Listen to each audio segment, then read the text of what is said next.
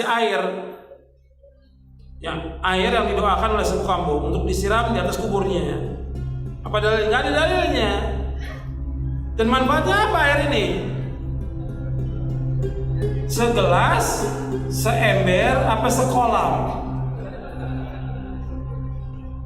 Jadi tanya, ini doanya, cuma segelas, dikit. Mestinya apa? Seember atau sekolam? Nggak ada.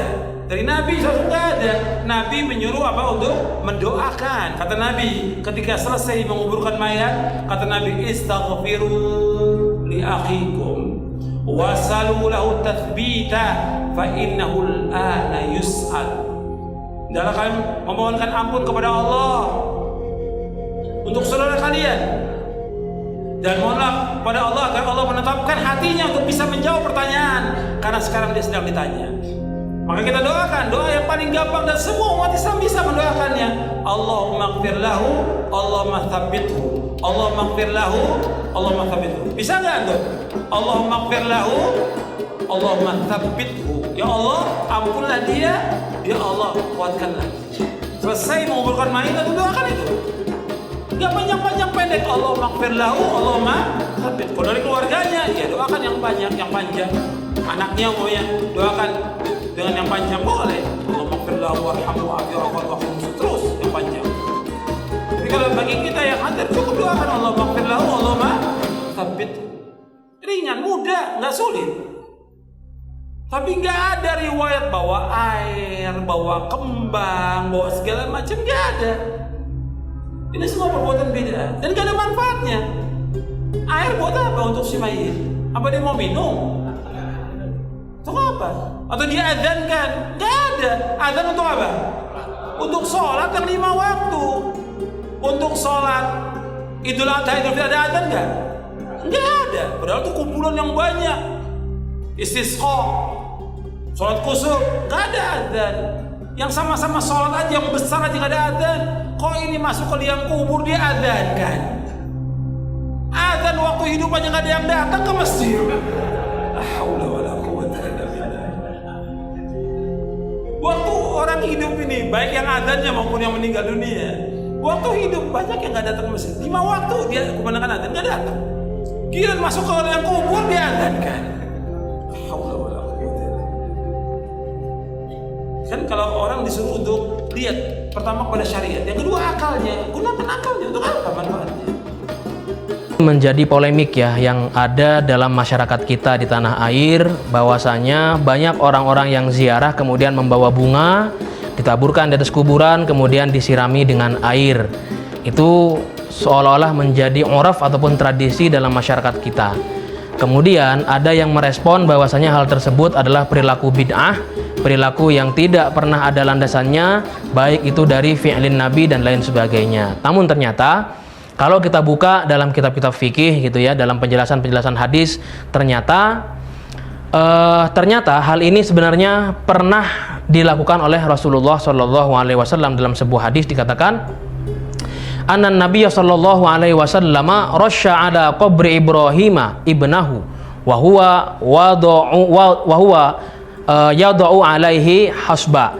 Artinya bahwasanya Nabi Muhammad sallallahu alaihi wasallam menyiramkan air di atas kuburan Ibrahim, yaitu anaknya, dan meletakkan kerikil di atasnya. Begitu juga dengan meletakkan penjelasannya ya, kemudian dinukil oleh dijelaskan oleh para ulama bahwasanya begitu juga dengan masalah meletakkan bunga ataupun hal-hal barang-barang dari pepohonan yang biasanya diletakkan di atas kuburan ketika menjelang lebaran misalkan, atau ketika masuk Ramadan. Nah, itu biasanya ada orang-orang yang nyekar seperti itu gitu ya. Hal ini sebenarnya pada prinsipnya dilakukan dalam rangka ittiba'u sunnati Rasulillah sallallahu alaihi wasallam, sebagaimana dijelaskan ataupun disebutkan dalam hadis yang kami sebutkan tadi. Jadi kalau dibilang nggak ada dalilnya, ada pendapat ataupun ada dalil yang kemudian ternyata itu perilaku Rasulullah sallallahu alaihi wasallam sendiri. Sebagaimana ada hadis juga yang dikatakan dalam Sahih Bukhari ya, yang sering kita dengar dari Ibnu Umar, ia berkata, suatu hari ya Nabi melewati sebuah kuburan di Makkah dan Madinah. Lalu Nabi mendengar suara dua orang yang sedang disiksa di dalam kuburnya. Lalu kemudian Nabi bersabda ya kepada para sahabat, kedua orang yang ada dalam kubur ini itu mereka sedang disiksa. Yang satu, kata Rasulullah, disiksa karena tidak memakai penutup ketika kencing, sedang yang lainnya lagi, yang satu lagi karena sering mengadu domba. Nah, kemudian Rasulullah menyuruh sahabat untuk mengambil pelepah kurma yang masih fresh. Kemudian ya, membelahnya menjadi dua dan meletakkannya pada masing-masing kuburan tersebut. Para sahabat lalu bertanya kepada Rasulullah, kenapa engkau lakukan ini wahai baginda Rasulullah Shallallahu Alaihi Wasallam?